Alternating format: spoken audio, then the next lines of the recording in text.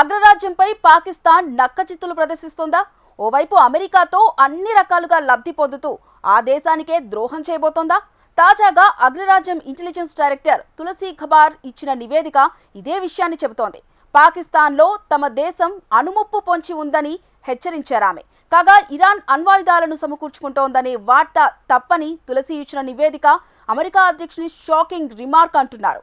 Iran అణ్వాయుధ తయారీ ప్రయత్నాలు తమ దృష్టికి రాలేదన్నారు. దీంతో ట్రంప్తో తులసి విభేదిస్తున్నారా, ఆమె తన పదవికి రాజీనామా చేస్తారా అనే వదంతులు మొదలయ్యాయి. ఇరాన్ మీద అమెరికా యుద్ధానికి దిగిన వేళ ఆ దేశ నిఘా విభాగం వెల్లడించిన నివేదిక చర్చనీయాంశంగా మారింది. ఇందులో చైనా, రష్యా, ఇరాన్, ఉత్తర కొరియాతో పాటు ఇటీవల కాలంలో అధ్యక్షుడు డొనాల్డ్ ట్రంప్ చేరదీస్తున్న పాకిస్తాన్తో కూడా ముప్పు పొంచి ఉందని ఉంది. ఈ మేరకు వివరాలతో కూడిన 34 పేజీల నివేదికను అమెరికా జాతీయ నిఘా విభాగం డైరెక్టర్ తులసి గబార్డ్ సెనేట్కు సమర్పించారు. ఈ దేశాల నుంచి పొంచి ఉన్న ముప్పుపై తమ దేశాన్ని హెచ్చరించారు. చైనా, రష్యా, ఇరాన్, ఉత్తర కొరియా, పాకిస్తాన్ వంటి దేశాలు అణ్వాయుధాలు, సంప్రదాయ పేలోడ్లతో కూడిన అనేక కొత్త రకాల సంప్రదాయ క్షిపణి ప్రయోగ వ్యవస్థపై పరిశోధనలు చేస్తున్నాయి. అలాగే అణ్వాయుధాలను అభివృద్ధి చేస్తున్నాయి. ఈ దేశాలు అమెరికాను చేరగలిగే అణుసామర్థ్యమున్న క్షిపణులను అభివృద్ధి చేస్తున్నాయి. అమెరికాను వాటి పరిధిలోకి తీసుకువస్తున్నాయి అని తులసి గబార్డ్ తన నివేదికలో తెలిపారు. మారుతున్న భౌగోళిక రాజకీయాల నేపథ్యంలో ఈ దేశాలన్నింటితో అమెరికాకు ముప్పు పొంచి ఉందని తులసి గబార్డ్ హెచ్చరించారు. ఉత్తర కొరియా, రష్యా, చైనాలతో తమ భాగస్వామ్యాలను బలోపేతం చేసుకుంటోందని వెల్లడించారు. ఇది అమెరికా శత్రువుల మధ్య సమన్వయ సైనిక సామర్థ్యాలపై ఆందోళన పెంచుతోందని పేర్కొన్నారు. ప్రత్యేకించి చైనా, రష్యాలు గగనతల రక్షణ వ్యవస్థను ఛేదించుకుని అమెరికాను తాకే అధునాతన క్షిపణులను తయారు చేస్తున్నాయని హెచ్చరించారు. అమెరికాను చేరుకోగల ఐసీబీఎం మిసైళ్లు ఇప్పటికే ఉత్తర కొరియా వద్ద ఉన్నాయని, ఆ దేశం అణ్వస్త్రాల సంఖ్యను ఇంకా పెంచుకుంటోందన్నారు.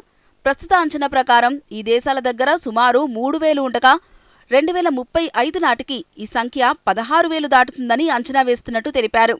అమెరికాకు అత్యంత భారీ అణుముప్పును కలిగించే దేశాలలో పాకిస్తాన్ కూడా ఒకటి అంటూ తులసి గబార్డ్ బాంబు పేల్చారు. Korea's ICBMs can already reach US soil, and the IC assesses that it is committed to expanding its nuclear arsenal. Pakistan's long-range ballistic missile development potentially could include ICBMs with a range capable of striking the homeland. The IC assesses that Iran has previously demonstrated space launch and other technology it could use to begin to develop a militarily viable ICBM before 2035 should Tehran attempt to pursue that capability. కాగా America అధ్యక్షుడు కొంతకాలంగా పాకిస్తాన్ను చేరతీయడం తెలిసిందే. ముఖ్యంగా ఉక్రెయిన్పై యుద్ధ సమయంలో Russia నుంచి భారత్ చమురు దిగుమతులను పెంచుకోవడంపై డొనాల్డ్ ట్రంప్ అభ్యంతరం వ్యక్తం చేయడం తెలిసిందే. మన దేశం మీద సుంకాల భారం మోపడంతో పాటు పాకిస్తాన్ ఆర్మీ చీఫ్ అసీం మునీర్కు ప్రత్యేకంగా విందు ఇవ్వడం, భారత్ పాకిస్తాన్ల యుద్ధాన్ని తానే ఆపానని గొప్పలు చెప్పుకోవడం ద్వారా మన దేశాన్ని రెచ్చగొట్టే ప్రయత్నం చేశారు. అయితే ఇందులో అమెరికా జోక్యం ఏమాత్రం లేదని చెప్పడంలో ట్రంప్ అహం దెబ్బతింది. ఈ క్రమంలో పాకిస్తాన్ ప్రధాని షెహబాజ్ షరీఫ్ అమెరికా అధ్యక్షుని వ్యాఖ్యలకు వంతపాడడంతో పాటు ఆయన మ్యాన్ ఆఫ్ పీస్ అంటూ ప్రశంసలు కురిపించారు. ట్రంప్ను నోబెల్ శాంతి బహుమతికి అర్హుడని కూడా అన్నారు. ఇప్పుడు తులసి గబార్డ్ ఇచ్చిన నివేదికతో పాకిస్తాన్ కపట నాటకాలు లోకానికి చాటినట్లయింది. అమెరికా నుంచి అన్ని విధాలా లబ్ధి పొందుతూ వెన్నుపోటు పొడుస్తోందని అర్థమైంది. ఇదిలా ఉంటే ఇరాన్ అణ్వాయుధాలను తయారు చేస్తుందని ఇజ్రాయెల్తో కలిసి ఆ దేశం మీద దాడి చేశామని డొనాల్డ్ ట్రంప్ మాటల్లో వాస్తవం లేదని తెలుస్తోంది.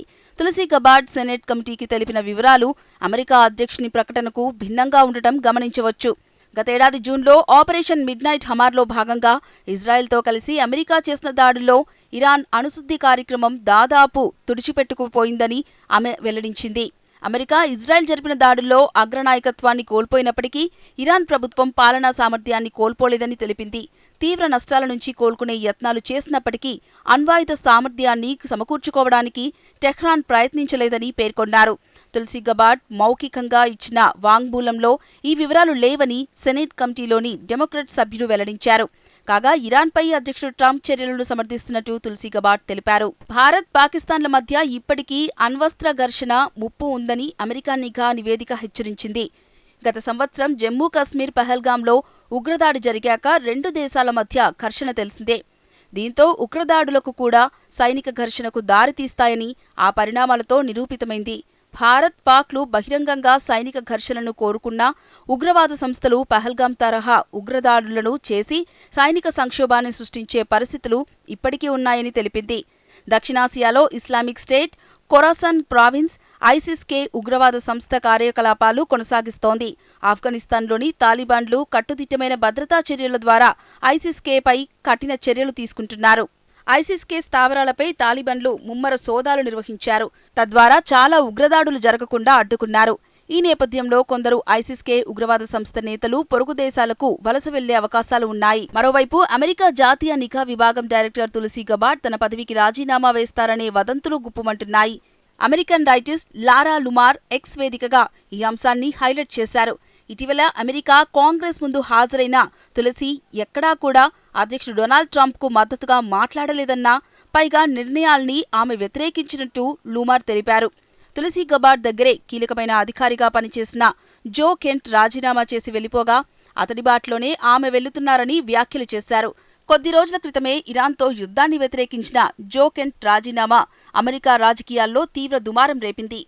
లారా రూమర్ తెప్పించి నిజమైతే కెంట్ తర్వాత ట్రంప్ యంత్రాంగం నుంచి మరో ముఖ్య వ్యక్తి తప్పుకుంటున్నట్టవుతుంది. పుట్టుకతో అమెరికన్ అయిన హిందూ మతం అవలంబిస్తున్న తులసి గబార్డ్ 2024 వరకు డెమోక్రటిక్ పార్టీలో కీలకంగా పనిచేశారు. అలాగే గతంలో అమెరికా ప్రతినిధుల సభకు ఎన్నికయ్యారు. ఆ తర్వాత రిపబ్లికన్ పార్టీలోకి వచ్చారు.